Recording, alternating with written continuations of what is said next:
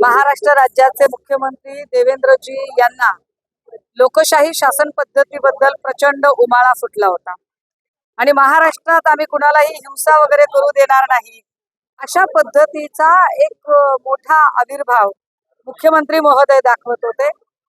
मग आता भाजपाचे खासदार जी भाषा वापरतात ती कोणत्या शासन पद्धतीमध्ये बसते आणि त्याच्यासाठी नेमकी काय भूमिका मुख्यमंत्र्यांची आहे हे स्पष्ट झालं पाहिजे।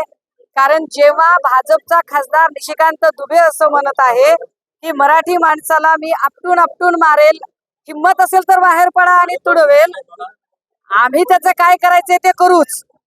आम्ही तर क्लिअर सांगितलंय की पहिला वार आम्ही करणार नाही, पण कोणी हात उचलला तर मुळासकट उखडून टाकायची ताकद आमच्यात आहे।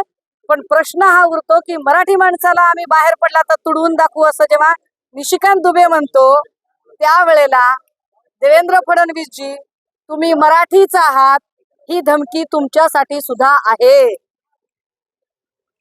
देवेंद्र फडणवीसांच्या सोबत जेवढे काही भाजपाई महाराष्ट्रातले आहेत ही धमकी निशिकांत दुबेंची तुम्हा सगळ्यांसाठी आहे। भाजपच्या तमाम मंत्र्यांनो तुम्हाला सुद्धा तुडवायची भाषा निशिकांत दुबेंनी केली आहे। तुमच्या पाठीला जर रबर नसेल, कणा असेल आणि मराठी ताठा मान अभिमान आणि स्वाभिमान असेल तर निशिकांत दुबेंना तुडवायचं का निशिकांत दुबेकडून तुडवून घ्यायचं हे भाजपच्या मराठी आमदार खासदारांनी ठरवावं।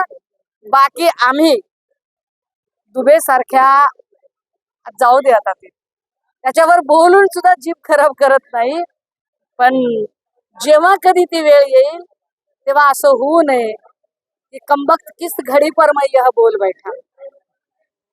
थँक्यू।